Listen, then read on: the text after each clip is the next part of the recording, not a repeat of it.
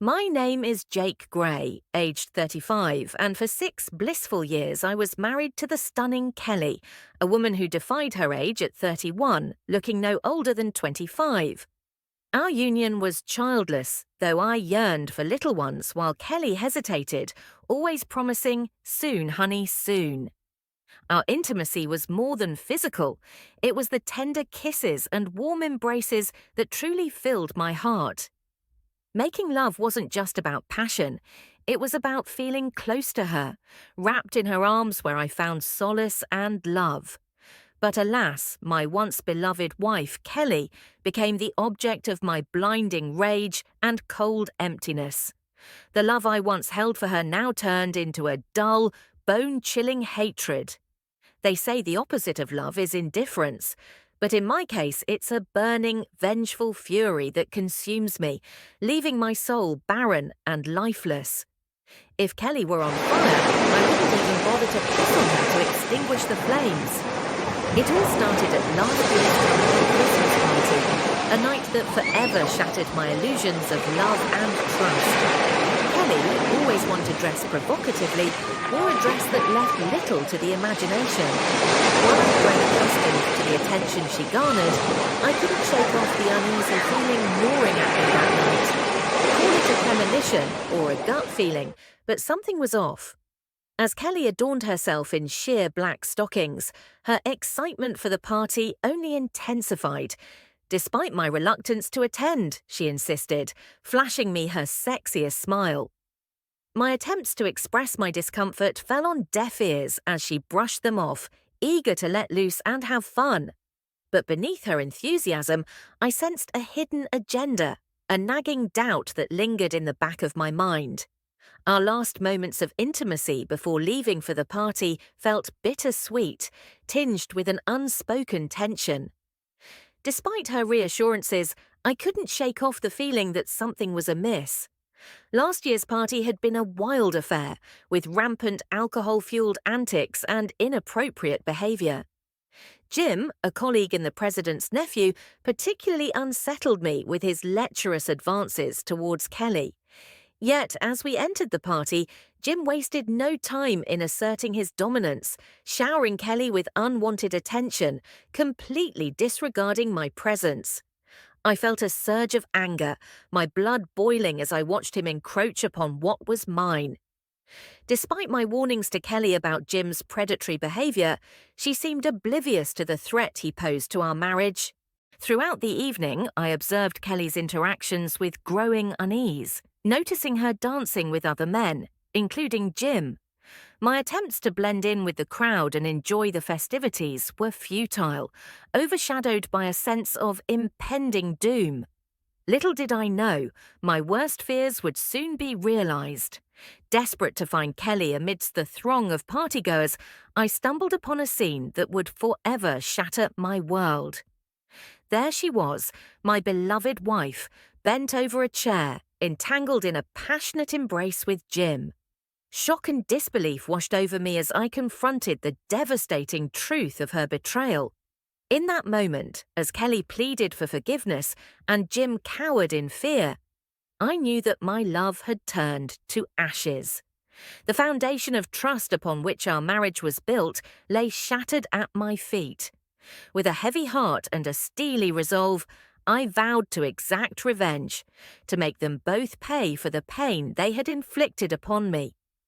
But as the night wore on and the reality of my shattered marriage sunk in, I realized that no amount of vengeance could fill the void in my soul. The love I once held for Kelly had turned to ashes, leaving behind only bitterness and regret.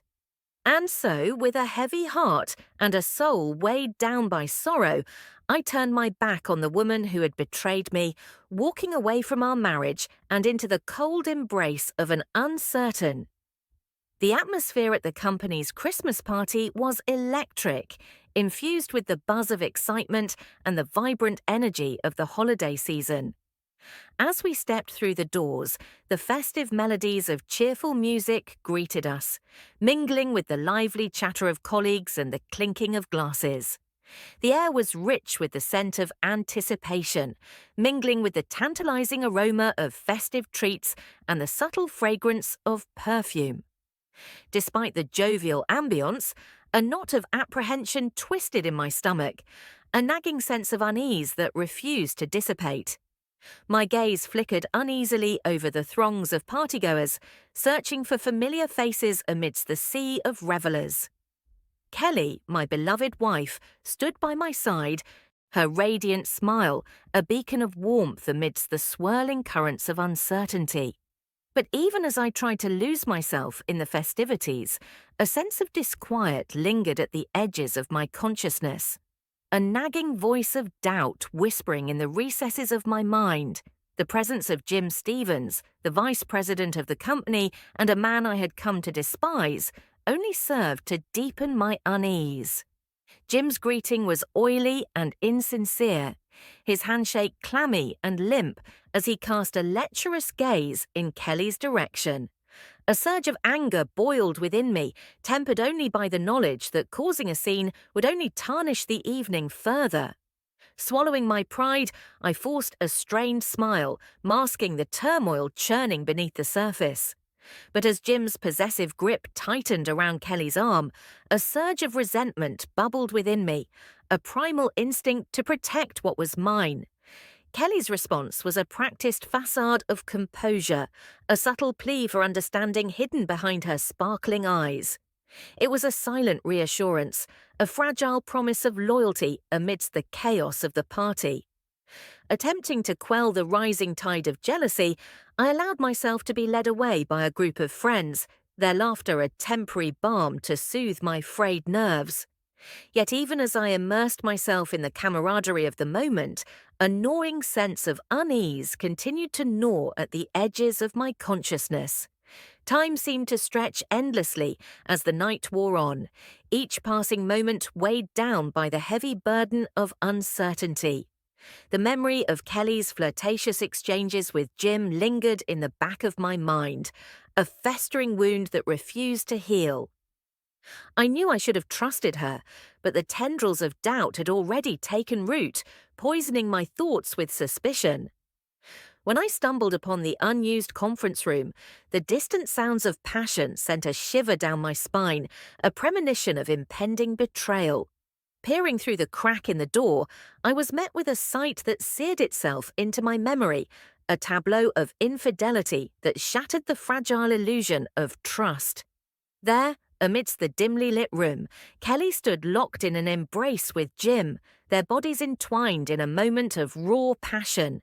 Shock and disbelief washed over me in a tidal wave of emotion, leaving me reeling in its wake. It was as if the world had been plunged into darkness, the vibrant colours of the party fading into monochrome as I grappled with the devastating truth. In that moment, the foundation of our marriage crumbled beneath my feet, leaving behind only the hollow ache of betrayal and the bitter taste of disillusionment.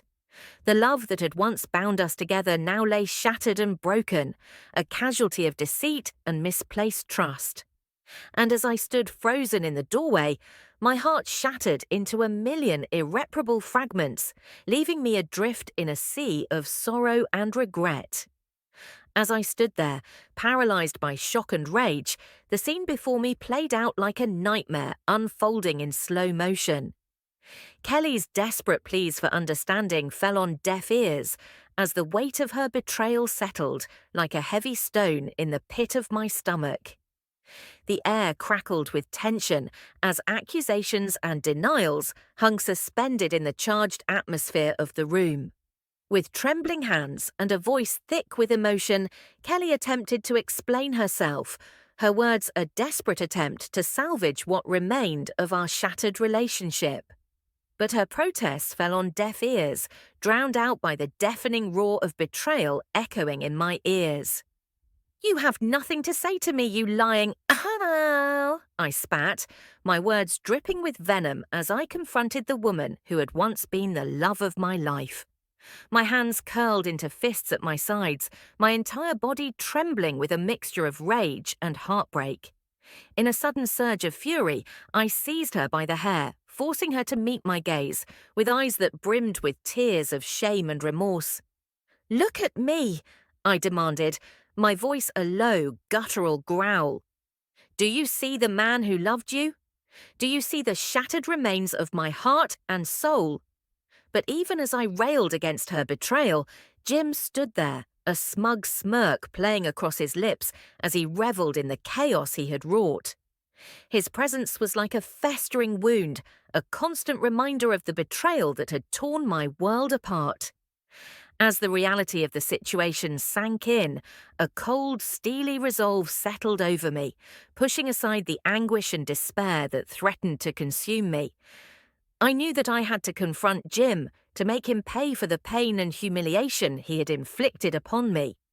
"You think you can just waltz in here and my wife?" I seethed, my voice low and dangerous as I turned my gaze upon him. "Well, you're wrong, dead wrong." But even as I spoke, I could feel the tremors of doubt and uncertainty creeping into my mind. Jim was taller and stronger than me, and I knew that confronting him would be a risky proposition. Yet, in that moment, I was consumed by a blind, irrational fury that pushed aside all thoughts of self-preservation. With a swift, decisive motion, I lunged at him, my fists flying in a flurry of blows as I unleashed the full force of my pent-up rage. Each strike was a cathartic release, a primal scream of anguish and betrayal as I rained down blow after blow upon the man who had stolen everything from me. But even as I exacted my revenge, a part of me knew that it would never be enough to erase the pain and heartache of Kelly's betrayal. In that moment, as I stood over Jim's prone form, I realized that our marriage was beyond saving, irreparably tainted by the stain of infidelity. As the police arrived and took control of the situation, I felt a strange sense of detachment wash over me, as if I were merely a spectator, to the chaos unfolding around me. The love I had once felt for Kelly was now nothing more than a distant memory, a painful reminder of what could have been. And as I watched her sit there, tears streaming down her face, I knew that our relationship was over, that there could be no forgiveness for the betrayal she had committed. In that moment, I made a vow to myself never to let anyone hurt me like that again, to guard my heart against the pain of betrayal. But even as I made that solemn promise, I knew that the scars of Kelly's betrayal would linger long after the physical wounds had healed, a constant reminder of the fragility of trust and the devastation that betrayal can. As the officers moved to apprehend Jim, the atmosphere crackled with tension. Despite his bruised face, Jim vehemently denied any wrongdoing, his protests ringing hollow in the face of the damning evidence provided by the witnesses. The sergeant's words of support offered a small but significant comfort in the chaos, his offer to assist me echoing with a sense of solidarity that I desperately needed in that moment. With a nod of gratitude, I acknowledged the sergeant's offer before turning my attention to Eddie and the others. Their silent expressions of solidarity spoke volumes, each one a silent promise to stand by my side no matter what lay ahead. Eddie's hug conveyed more than words ever could, a silent pledge to weather the storm together and emerge stronger on the other side. Alone in the room with Kelly, the weight of the moment hung heavy in the air, our silence a palpable presence in the dimly lit space. As I pocketed her discarded panties, a cold resolve settled over me, numbing the pain and grief that threatened to overwhelm my senses. Every detail of the room seemed to mock me, from the flickering light bulb overhead to the faint scent of perfume lingering in the air. Looking at Kelly, I couldn't help but feel a sense of detachment, as if I were viewing her through a haze of disbelief and betrayal. The woman I had loved and trusted now seemed like a stranger to me, her actions a painful reminder of the fragility of trust and the devastation that betrayal can wreak. Every word she spoke felt like a knife twisting in my gut, each plea for forgiveness a bitter reminder of the life we had lost. As we left the room, the silence between us stretched on like an eternity, each step echoing with the weight of unspoken words and shattered dreams. The car ride home was suffocating, the air thick with tension and regret as we navigated the familiar streets in silence. As we arrived at our destination, the realization hit me like a ton of bricks. We no longer had a home, only a house filled with memories of what once was. And as Kelly begged for my forgiveness, I couldn't help but feel a surge of anger and resentment towards the woman who had destroyed our marriage. It didn't mean anything. It meant everything, I shouted, my voice raw with emotion as I struggled to contain the tidal wave of feelings threatening to consume me. You played with my life like it was a game, and now you expect me to forgive you? As I led her to the door of Jim's house, a sense of grim determination settled over me. Mrs. Stevens greeted us with polite concern, unaware of the storm brewing beneath the surface.